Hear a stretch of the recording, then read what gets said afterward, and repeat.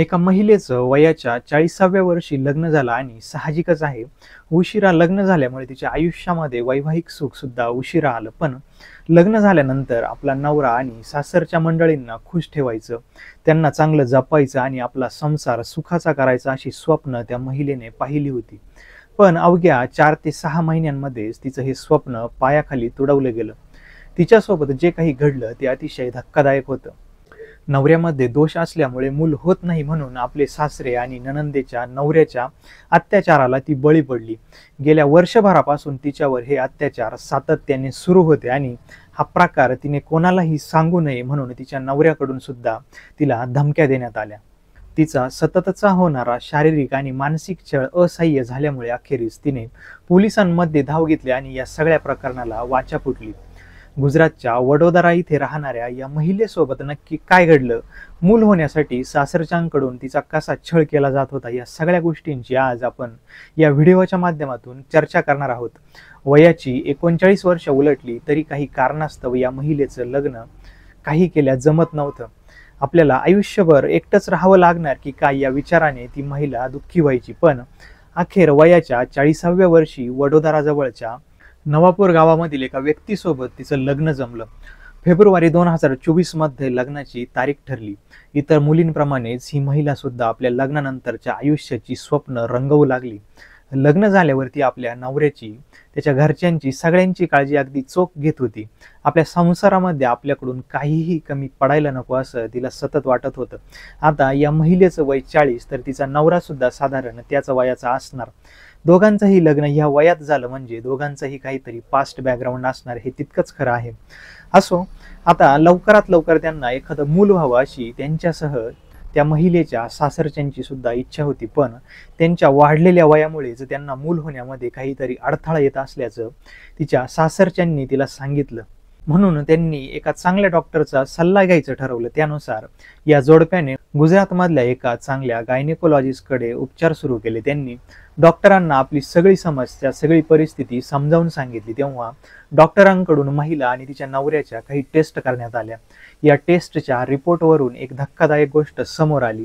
साधारण अशा घटनांमध्ये महिलेचं वय जास्त असेल तर मूल होण्यामध्ये काही अडचणी येत असतात. पण या जोडप्याच्या बाबतीत यामागचं कारण थोडंसं वेगळं होतं. महिलेच्या पतीच्या शरीरामध्ये स्पर्म काउंट कमी असल्यामुळे त्यांना मूल होत नसल्याचं रिपोर्टमधून समोर आलं. हे ऐकून महिला आणि तिच्या सासरच्या लोकांना वाईट वाटलं. पण आता आपण कधीच आई होऊ शकणार नाही का असं या महिलेला वाटायला लागलं. तर तिच्या सासरचे लोक यावरून चांगलेच नाराज झाले होते.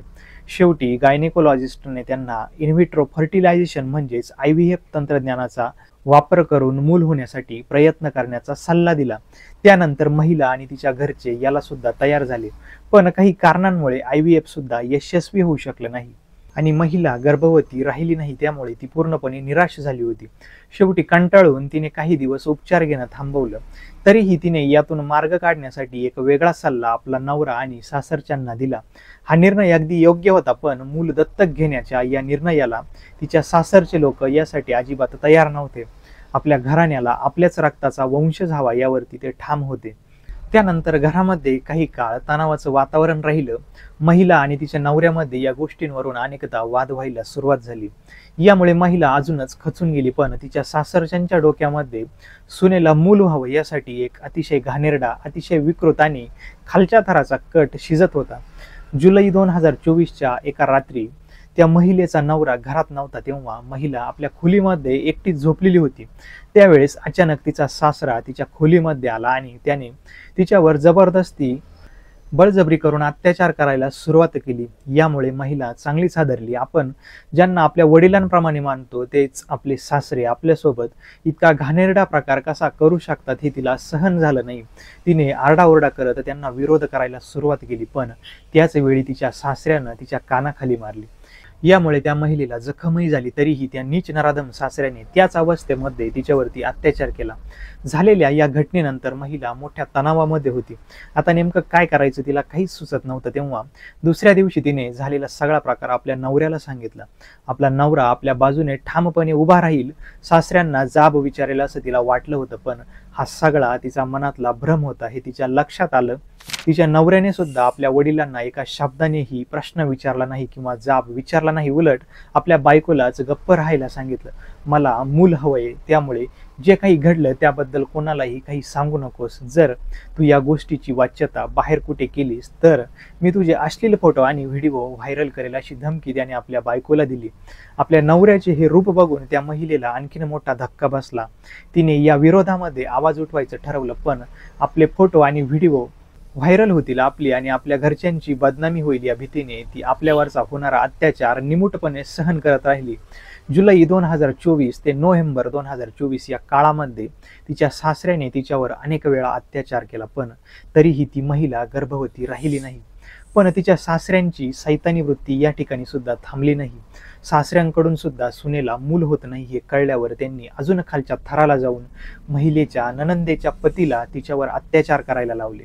डिसेंबर 2024 पासून पीडितेच्या नणंदेच्या पतीने सुद्धा तिच्यावर अनेकदा अत्याचार केला. आपण लग्न करून खूप मोठी चूक केली आहे का? आपली फसवणूक झाली. आपल्या सासरचे लोक माणसं नाहीये तर हैवान आहेत हे त्या पीडितेला, त्या महिलेला कळून चुकलं, पण बदनामीच्या भीतीने सहन करण्यापलीकडे तिच्याकडे काहीही पर्याय शिल्लक नव्हता. जुलै 2024 ते मे 2025 पर्यंत तिच्यावर सासरे आणि नणंदेच्या नवऱ्याकडून असेच अत्याचार सुरू राहिले. जून 2025 मध्ये तिला त्रास व्हायला लागल्याने तिच्या काही टेस्ट करण्यात आल्या, तेव्हा डॉक्टरांनी तिला दिवस गेल्याचं सांगितलं. आता तरी आपला छळ थांबेल असं तिला वाटलं, पण पुन्हा एकदा काहीतरी कारणामुळे तिचा गर्भपात झाला.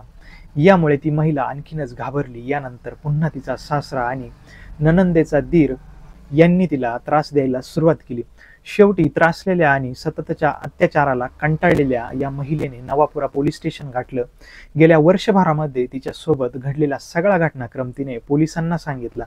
हे सगळं ऐकून पोलीसही हादरले. त्यांनी घटनेचं गांभीर्य ओळखून लगेचच पीडितेची तक्रार नोंदवून घेतली आणि तपासाला सुरुवात केली. माध्यमांमध्ये असलेल्या माहितीनुसार पोलिसांनी त्या पीडितेचा नवरा, तिचा सासरा आणि तिच्या नणंदेच्या पतीला अटक करून त्यांची चौकशी सुरू केली. सुरुवातीला त्यांनी पोलिसांपासून सगळं लपवून उडवाउडवीचे उत्तर देऊन त्यांचा दिशाभूल करण्याचा प्रयत्न केला, पण पोलिसांनी रिमांडमध्ये घेऊन आपला खाक्या दाखवताच अखेर त्यांनी गुन्ह्याची कबुली दिली. नवापुरा पोलिसांनी पीडितेचा सासरा आणि नणंदेच्या नवऱ्यावर अत्याचार आणि छळाचा तर महिलेचा पती विरोधात ब्लॅकमेलिंगचा गुन्हा दाखल केलाय.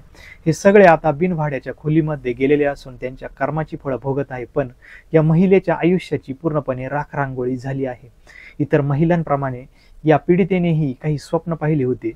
उशिरा लग्न झालं असलं तरी आपला संसार सुखाचा करण्यासाठी तिने सगळे प्रयत्न केले, पण नवऱ्यामध्ये दोष असताना सुद्धा तिने मूल दत्तक घेऊन संसार करू अशी इच्छा व्यक्त केली, पण मूल न होण्याची, तिच्यात दोष नसताना इतकी वाईट मोठी शिक्षा तिला भोगावी लागली, ज्यामुळे तिचं संपूर्ण आयुष्य उद्ध्वस्त झालं. या सगळ्या प्रकरणाबद्दल तुम्हाला काय वाटतं? तुमची मतं आणि तुमच्या प्रतिक्रिया कमेंट सेक्शनमध्ये नक्की सांगा आणि अशाच माहितीपूर्ण व्हिडिओसाठी आपल्या चॅनलला सबस्क्राईब करा. धन्यवाद. जय हिंद, जय महाराष्ट्र.